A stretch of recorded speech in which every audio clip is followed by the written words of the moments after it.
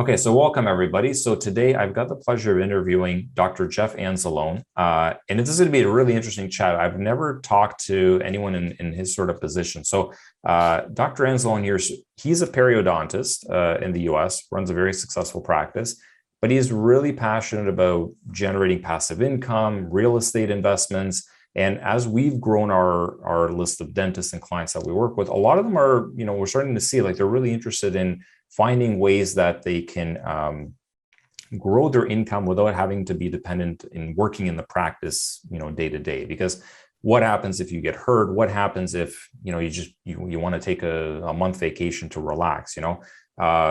Is the practice going to work without you? Do you have any other sources of income? So I've noticed that this is a topic that I think a lot of dentists are interested in. I'm personally interested in it as a business owner.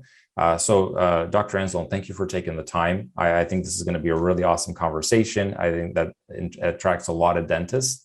So thanks for taking the time to share your knowledge today. Yeah, absolutely. Glad to be here. Excited about our talk together today. So I want to understand sort of how did you get into this, right? So you're not a real estate sales guy, right? You're an actual dentist or a periodontist, you're a specialist, you run a practice, you love doing that. I mean, the reason I haven't really had chats about this stuff before is a lot of the people that are in this space are always, I feel like they're trying to sell me something. And when I met you, it's like, no, you're an actual dentist. You're not trying to sell me anything, right? You're just really passionate about this stuff. So how'd you get into this? Like, did you always like real estate? Was there, what attracted you to this space? Because it seems like such a night and day difference from your day-to-day work as a doctor, but you're very knowledgeable on the financial and the investment side of things. And I haven't really seen that before, at least not with the dentists that I've talked to. Yeah, I think it starts back to what happened to me when I got out of training. Mm-hmm. Because when you're a dental student or a resident, yeah, you rack up a lot of debt, but you always in the back of your mind think, well, I'm going to get out and have a good income, right? So it's not like I'm going to get out and make $10,000 a year and have a $500,000 student loan debt, So I never really thought much about it until right before I finished my training. My job offer fell through. And the problem was we had a 2-month-old, $300,000 in student loan debt. We'd already bought a house, interest only, because the banker knew the group I was going in with. Mm-hmm. So I had, hundreds and hundreds of thousands of dollars of debt getting out. I'm supposed to start practice in 2 weeks, but so it's like, now, it's like, what do you do? I don't know how to run a practice. They don't teach you that in dental school, which you would think they did. You would, they just teach you how to, work with your hands. So long story short, an endodontist reached out to me. He'd heard what happened. He said, look, something like this kind of happened to me too. I feel your pain. So he said, look, I'm renovating an office right now. It's not going to be ready for like a year, but I have a little 2-operatory building that I can kind of help you network with other dentists and stuff. So I did that for a year. I mowed yards again, like I used to mow yards in high school. I was the most well-trained, most well-trained yard guy in the U.S. at that time. I never forget, I knocked on this lady's door. I used to mow her yard way back when. And she said, oh yeah, I remember you. What's going on? I said, well, do you need somebody to mow your yard? Because if so, I'm available. She said, son, aren't you supposed to be a doctor by now? I said, yes, ma'am, I am, but I'm broke, but you got to do what you got to do to make ends meet. Yeah. And, you got a kid to care for now. So, but looking back, what happened to me at that time, that really put me way back in the scarcity mindset, because mm-hmm. I was raised with a scarcity mindset just from parents. They did the best they can. We never hurt for anything, but blue collar parents, probably most people that's listening or watching this can attest to this. They've probably heard growing up before, we can't afford that. Mm-hmm. What do you think we are, made out of money? What do you think money grows on trees? Those sort of statements. We can't go on that trip. That's too expensive. So I always heard that. So that meant, well, there's not enough money to go around. And when you do get money, you just have to hold on to it really tight. So that really put me back to that thing that happened to me really got me into the scarcity mode. The only thing that I knew about at that time was Dave Ramsey.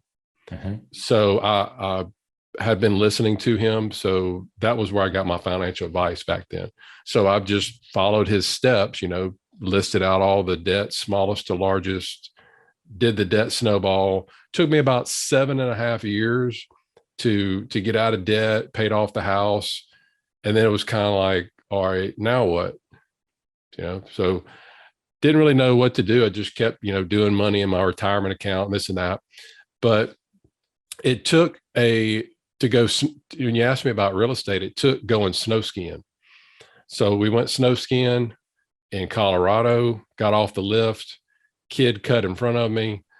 I swerved, I fell. And when I fell, I put my hands down and it bent my wrist back.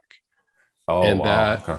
that was like, God, I was like, man, and it hurt for a long time. And that was the first time I really thought, well, what if I couldn't work? Like, what if I couldn't either temporarily or even worse, permanently? Mhm. And I realized I was like, you know what? This is a really risky way to live because I've Yeah. got my one income and my wife is my hygienist, but I'm mainly the sole breadwinner. It's kind of like, what do I do? And I knew I had to do something. So I just started researching. And there's, as you know, there's books and podcasts and articles and everything about money or whatever. But I took all that information and I narrowed it down into two things. Number one, 90+% of the millionaires had real estate in their portfolio. I didn't Mhm. have any. Number two, most millionaires had anywhere from average 3 to 7 streams of income. And I had Mhm. one. So then that told me I need to go invest in real estate and build multiple streams of income. And that's what lead me down the path to where I am now. Yeah, no, that's interesting because you're right. Is people, especially when we're young, like we assume like I'm happy, I'm healthy, everything's great. Like you don't think about. I think one of the quotes that really stuck with me, I think it was like from Robert Kawasaki. It was like, young people don't know like what it's like to be old, and you don't realize like there's a lot that could go wrong. A business deal falls through, a job offer falls through, and it's like people don't really have a backup plan. So it was definitely drilled into me at a young age too, because I've Eastern European parents, they came from the communist era of like there isn't a lot to go around, definitely scrounge for everything. But I think we grow up with this mindset of sort of like sometimes you could play it too safe, right? So I think a lot of what I've seen people do is, especially with my parents, is like, hey, put money into your 401k. Here in Canada we have the RRSP, same type of thing. Put it into the bank, put it into a savings account.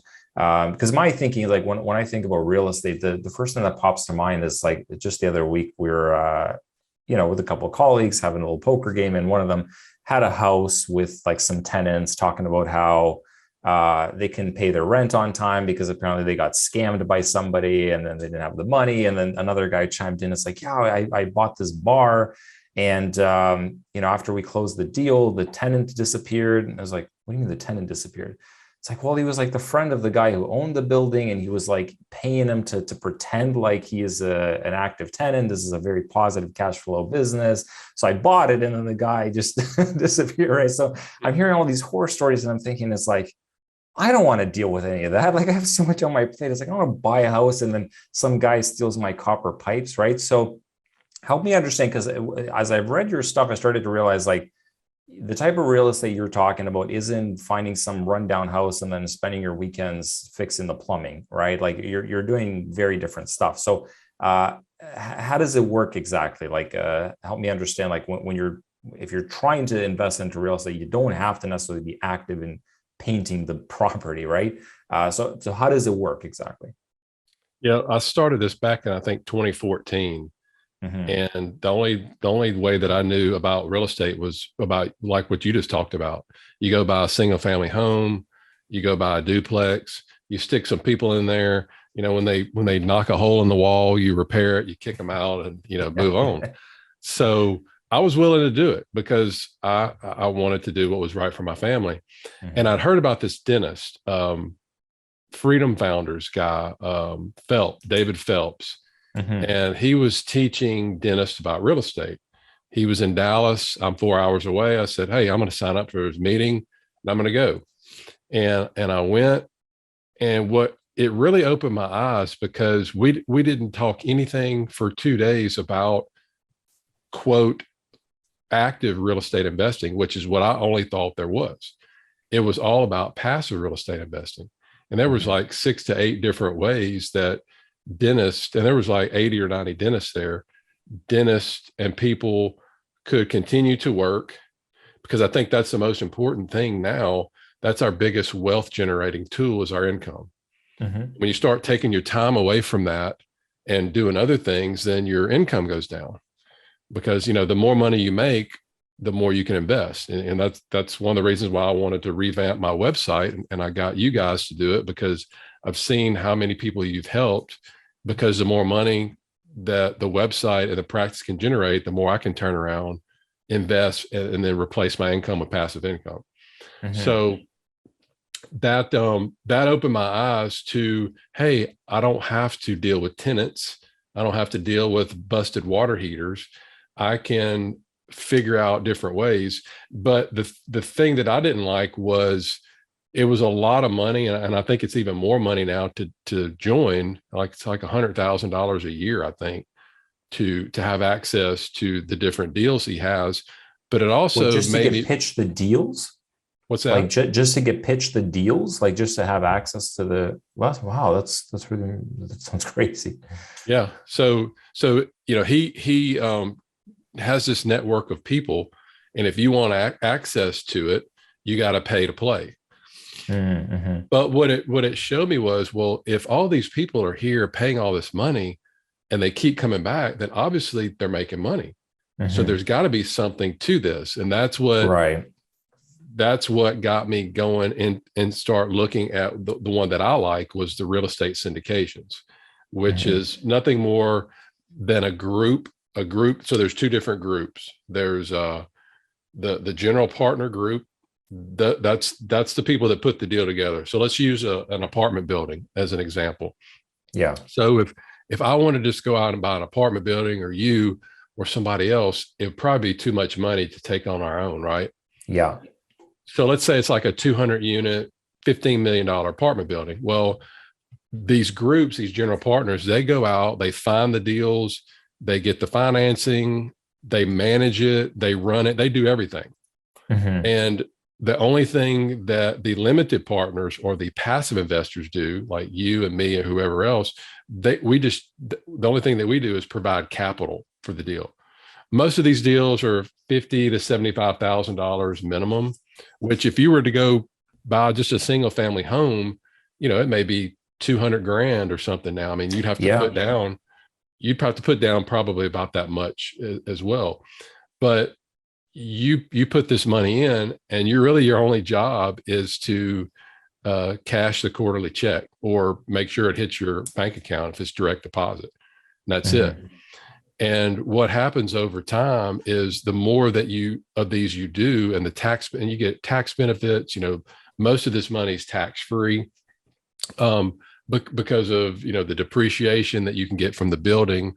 That's a passive loss.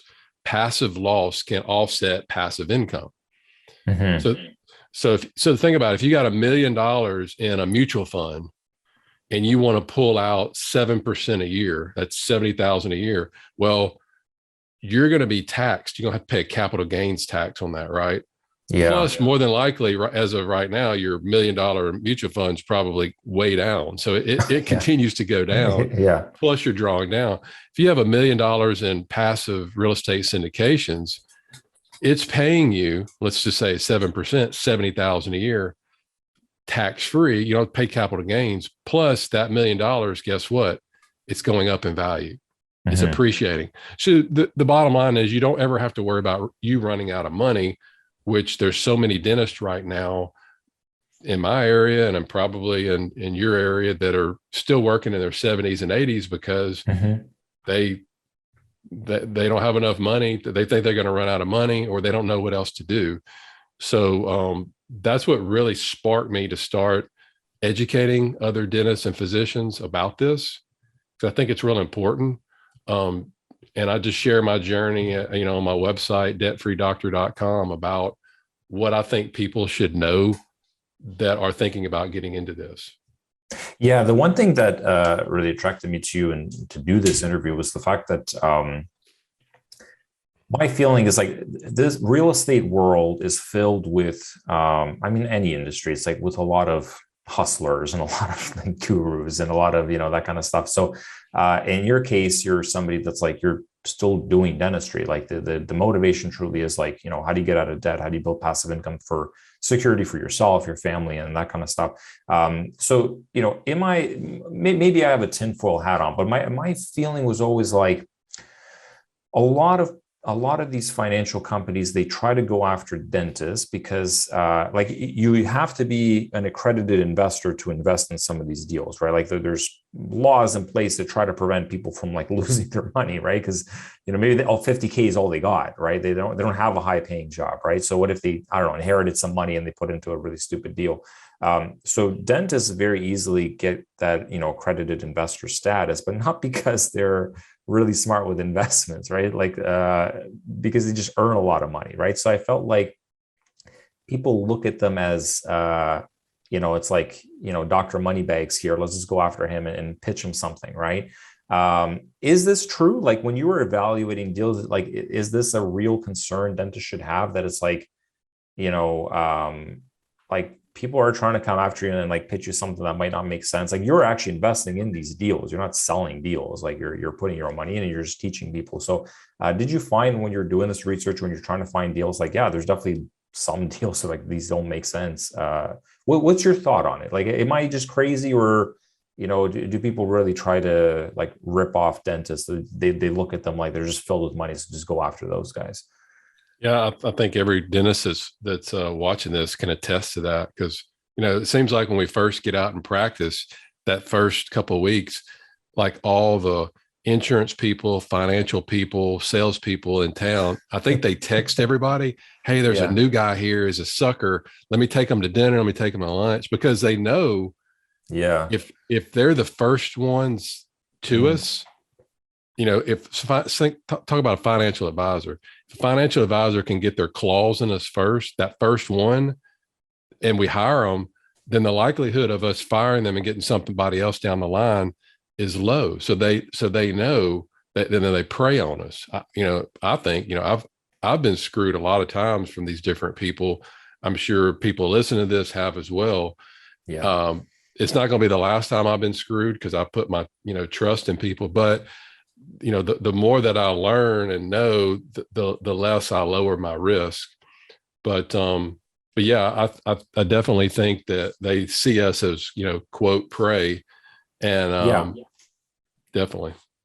So, I'm big on, before I invest time, money, anything, it's like, I want to educate myself, right? Because I've been in all kinds of business opportunities where there's like a room full of people and everyone nods their heads. And I'm thinking like, I don't think half of you know what is even being talked about here. Like, it's like, I don't know. Right. And everyone is afraid of like looking stupid. So, you don't want to ask the questions like, well, how does that work? Like, what is the cap rate? Like break this down for me, because I don't understand. Right.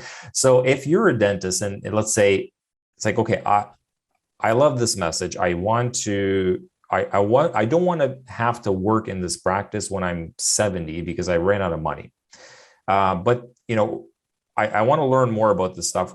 What, maybe like a couple, but what would you recommend? Where do they start? Like, how do they start educating themselves? Because I always feel like I want an unbiased source first so I can learn a little bit, because I just don't know who to trust to take advice from. Right. So usually what I look for in the beginning is like, is there any really good books where like they've stood the test of time? It's not like at the end of the book, someone's not trying to pitch me something. It's like, it's just a good financial book. Are there maybe like three books you could recommend that's like, hey, if you want to learn about this stuff and how it works and at least get a foundation for it, where would you start? What would you be reading? I would say the two things. Number one, it always starts with a mindset shift. It's Mm-hmm. the way that you think about money, because every real estate investor I've come across or anybody that's interviewed me, they've always talked about, yeah, it took me thinking about money differently. Because Mm-hmm. if right now most people that are listening to this are probably just thinking, I go to work, I studied hard, I went to school, made good grades, I've got this job now, I'm paying a lot of taxes, and I just send my money to a financial guy and he takes care of it. And then when I ask him, well, what are they doing with it? I don't know. It's like, dude, are you serious? You don't know what they're Mm-hmm. doing with your money? Well, I get these statements every month that I don't really understand them. But the thing is, it's like people are so busy, they don't want to take the time.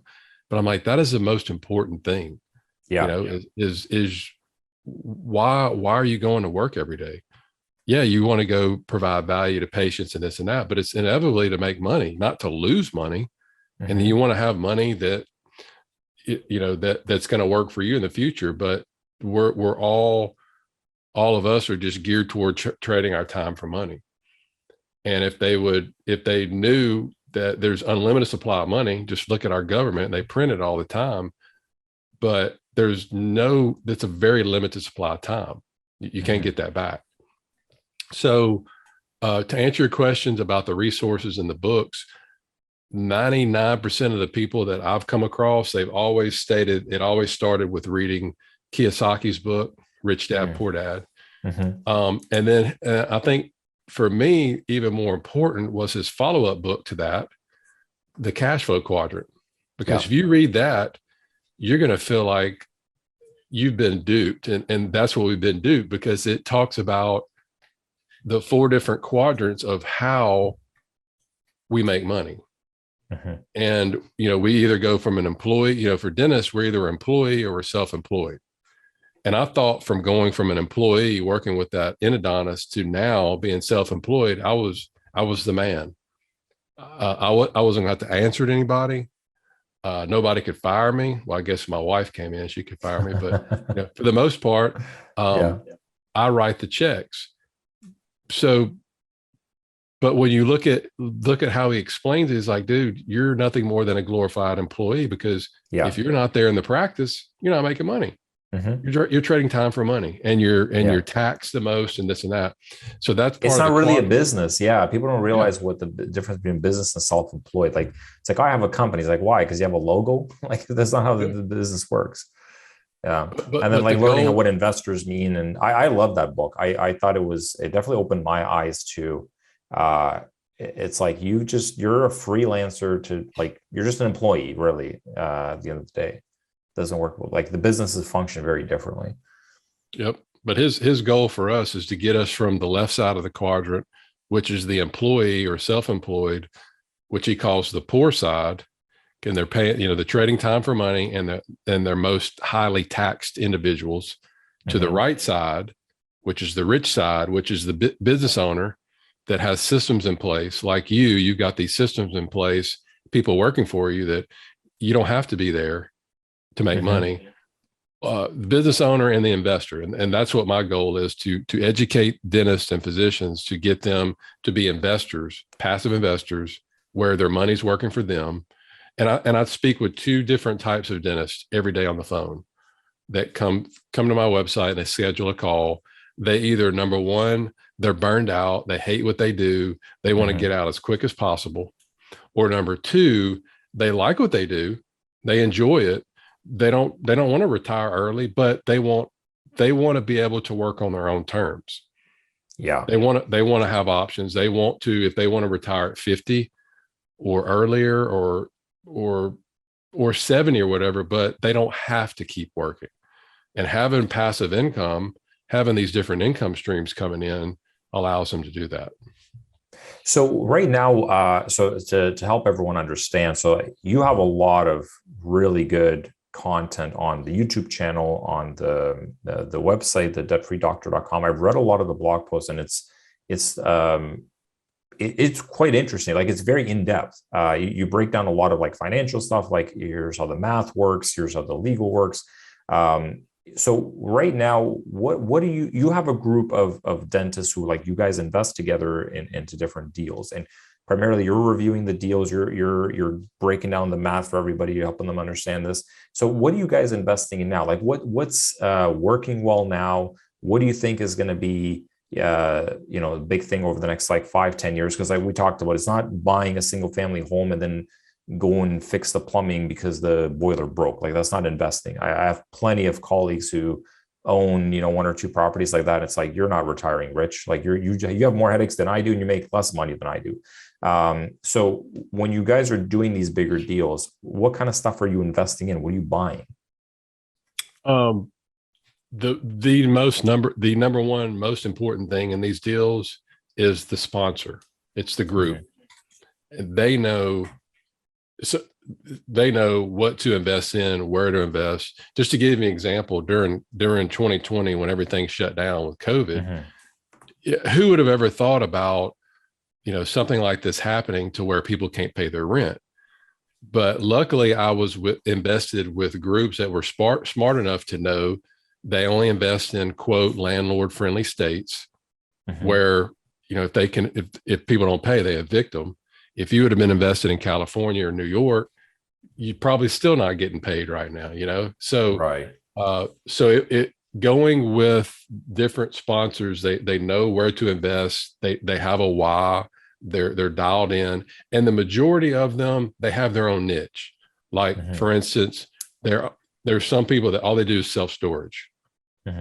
Some of them, all they do is multifamily. Some of them, all they do is mobile home parks. So it just kind of depends on what. And so like right now with the way that the type of economy they're in right now, self-storage and mobile home parks and RV parks have just been killing it. And the apartments have been a lot more competitive to try to get deals. I'm not saying that you still can't get good deals. You can, but they're becoming harder and harder.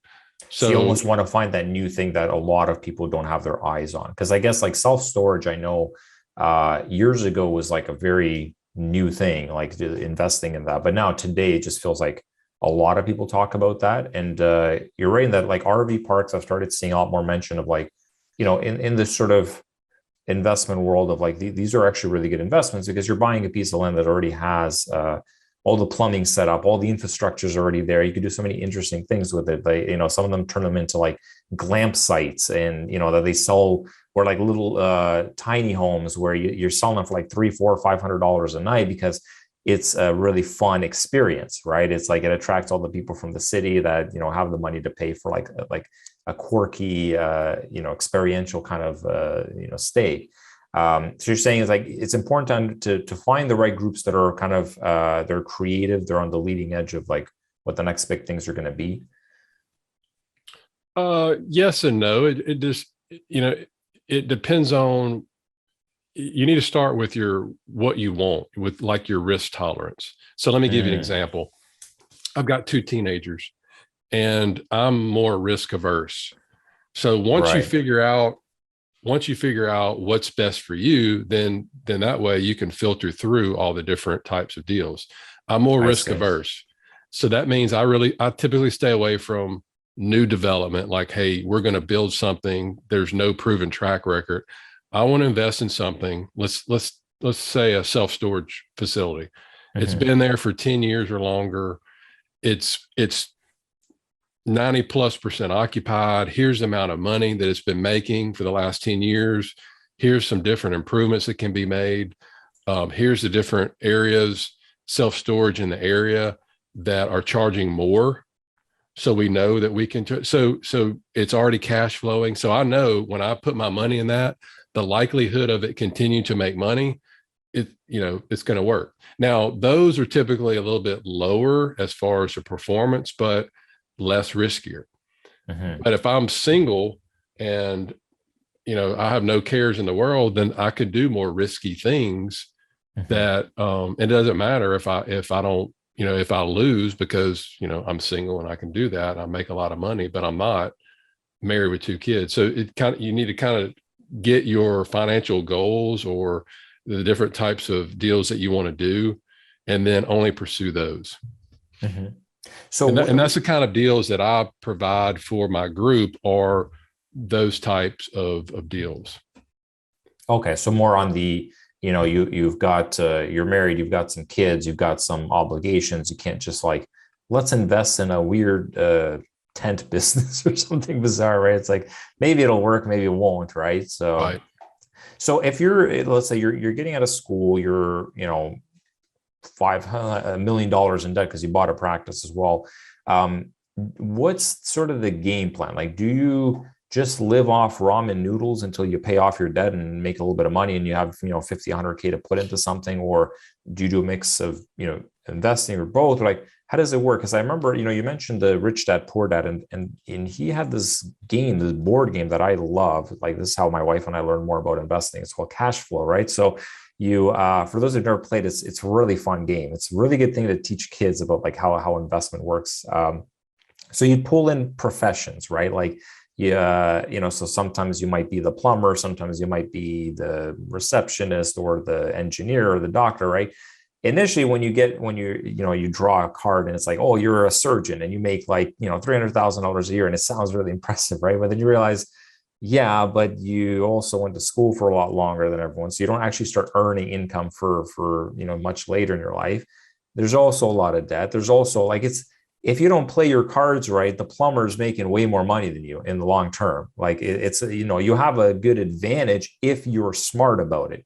If you're not, you can very easily end up in, a significantly worse financial position than a teacher.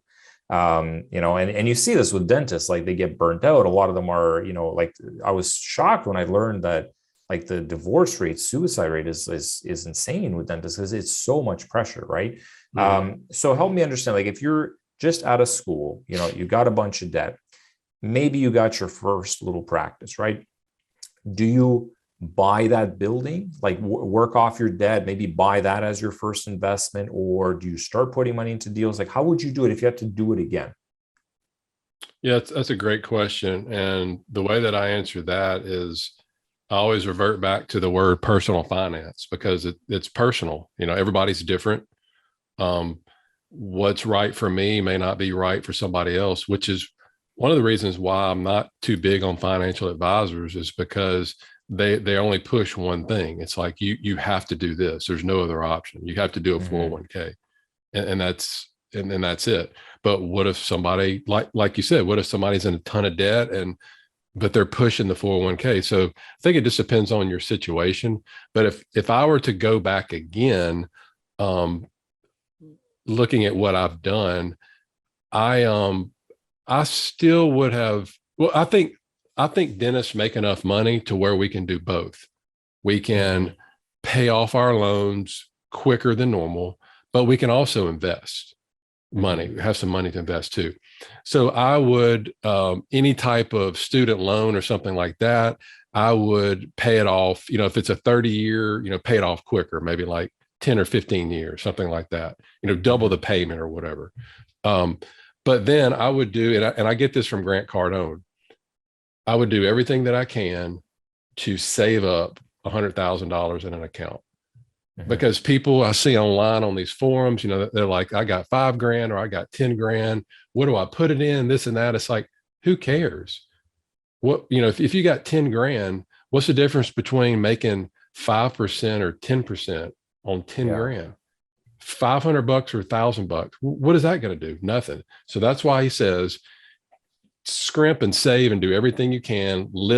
Continue living like a dental student if you can. If you're married, then your wife may not let you, or your spouse may not let you, but really live like that as much as you can until you get that 100 grand. With that 100 grand, then you can start in the process of investing. Because most of the investments that I do, we're doubling our investment about every 5 to 7 years, sometimes better than that. So think about that. If you're investing 100,000 a year, and then every 5 to 7 years, that's doubling.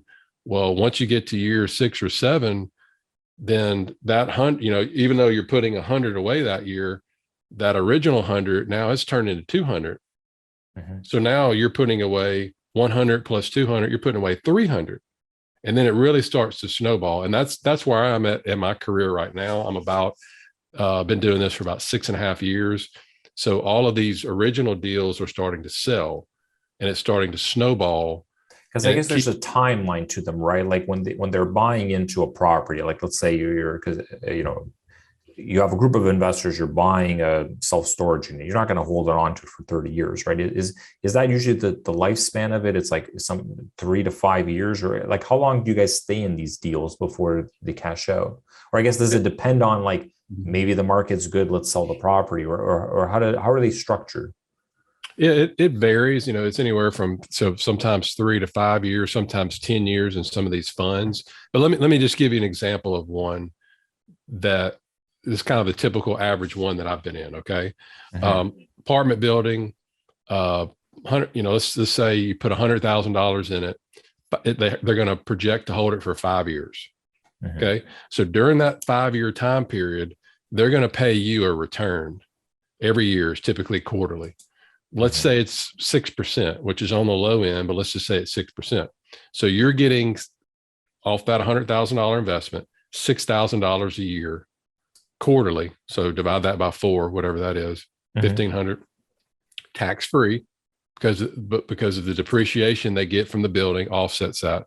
So for 5 years, you get the $6,000 a year. So at year 5, you've gotten $30,000.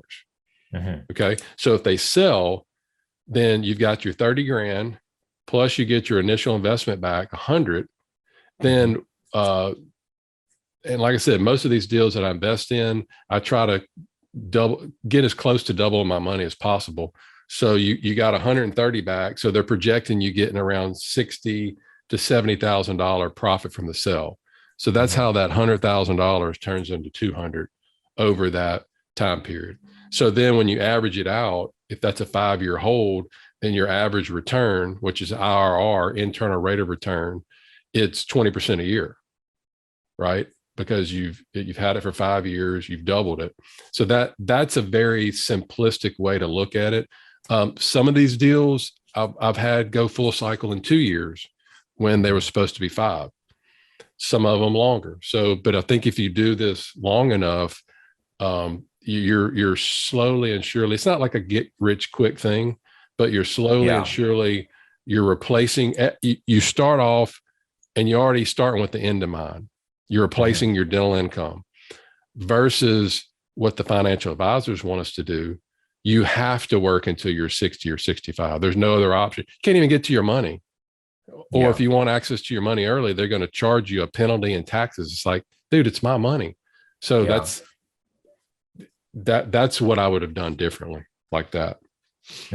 So are these deals like typically, because the one thing I learned from a lot of Kiyosaki's books is that you kind of have to get to the point where you can even invest into something that is a bit more interesting, right? Because it's like, if you have 5 grand, like, what are you doing with that? Like, buy some ETFs. I mean, I don't know, like there isn't, no one's going to waste their time like with the, because I see this a lot too. It's like people have like 5-10 grand, not so much with dentists, but you have this with like a lot of younger people where it's like, how do I start making some moves? And it's like, just focus on your career and start earning more money. Number one, right? So dentists have that checked off, but are these deals typically like you're putting in 100K, that's kind of a minimum, or like 50, like sort of if you're starting out, is like, what do you need? Do you need like 50, 100? Like, what are these what is the minimum in a lot of these deals that you've seen?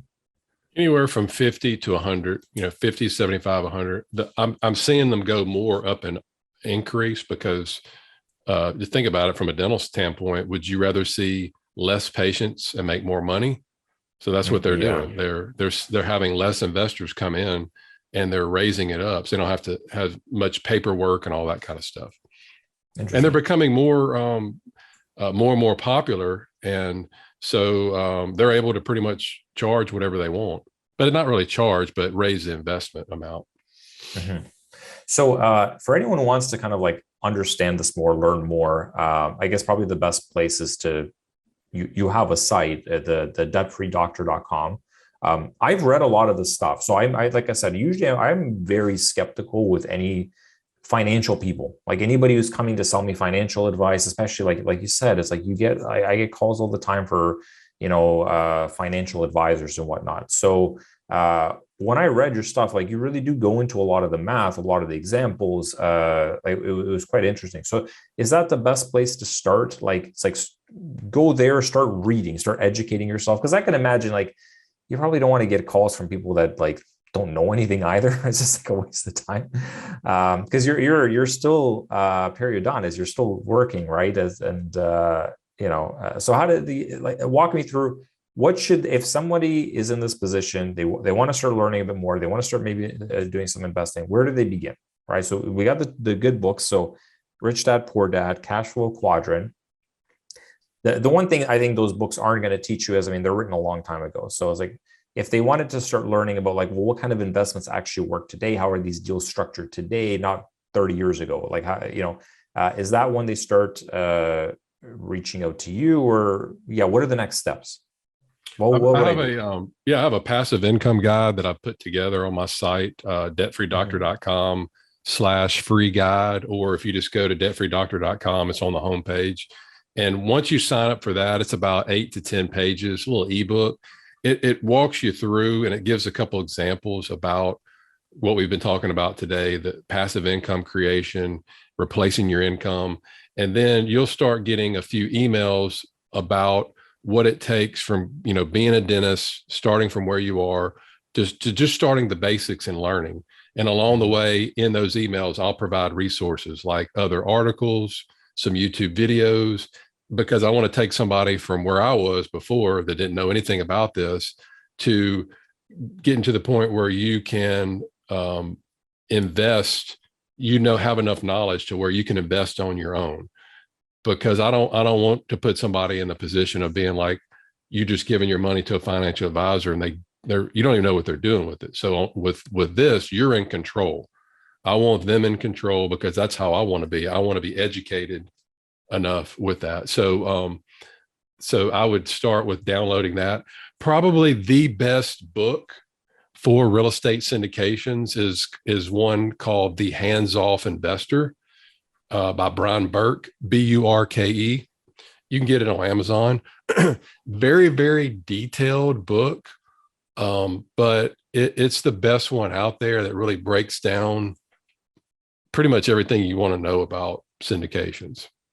Yeah, because I guess you guys have a kind of a group of doctors, physicians, dentists that you all pool your money together to look for deals and find deals and invest in the deals. So like, is that sort of the game plan? Like, because the whole time when I first learned about, I was looking into the stuff, I'm trying to figure out like, why are you giving away so much for free? Like all the content was like very in depth, and at the whole time I'm thinking like, where's the pitch? Where were you trying to sell me something, right? And like there really wasn't that. So help me understand, like for the people that don't know you, it's like, what's the game plan? Are you trying to just more grow your group of investor dentists, or like what's in it for you, for those that don't know you, like haven't talked to you before? Yeah, it's, when I started off, I never thought that this would grow like this. So it's really just cool making connections, seeing how I'm able to change people's lives. Hopefully I'm doing the same for my kids, because I want them to be entrepreneurs, and maybe people can, and I have calls all the time, and that's what keeps me going, just from talking with them. And man, I thought I was going to have to practice till I was 70 years old, but now I have hope now. So getting to be on these interviews, that's real cool. Allowing to have access with these syndicators, going to walk property with them, getting to figure out what the business plan is, or really getting behind the scenes look. So they put enough trust in me, and then I can go back and teach other people. So just, if I didn't do this, I would have never be put in any of those positions. So that's really what keeps me going. So it really is a passion project. Yeah. Because like the whole time, like with anybody that I talk to, I'm always thinking, it's like, what are you trying to go after? Like, what's your game plan? And for what intrigued me with you is like, for the longest time, I couldn't understand, it's like, why are you spending all this time doing all that? Like, what do you get out of it? And it really, yeah, it's just interesting. And it's the same for me too. It's like, why people ask, it's like, well, why are you doing all these interviews? Why do you put out all this content? It's like, I don't know. It's just fun. I learn too. I mean, it's interesting, right? Why not share it, right? Like there doesn't have to be an angle, right? So I always have to tell people, it's like, hey, we don't have a kickback system. I don't get anything if I refer them to, like, that's not what I'm motivated by, right? So no, I love it. I've been reading a lot of your stuff. I've watched a lot of the videos. I can't recommend it enough. And it's coming from somebody that isn't a financial sales guy. I mean, you really do run a practice. I mean, you're our client. We know you actually do practice dentistry. You're a real dentist. And, you know, I love the stuff you're doing with the real estate. I've learned a lot. And I think everybody, well, we'll put the link in the video as well, so you guys can check it out. So debtfreedoctor.com, and then get the ebook, read it, start looking at through some of the blog posts, and get on that email list. And yeah, I can't recommend it enough. It's fantastic. Appreciate it. Thanks for reaching out. I really enjoyed what you're doing for my website too. Already has some really good feedback from some of the patients and stuff. So good stuff. Nice. Well, thank you so much. I appreciate you taking the time. This has been really helpful. And yeah, we'll chat again soon.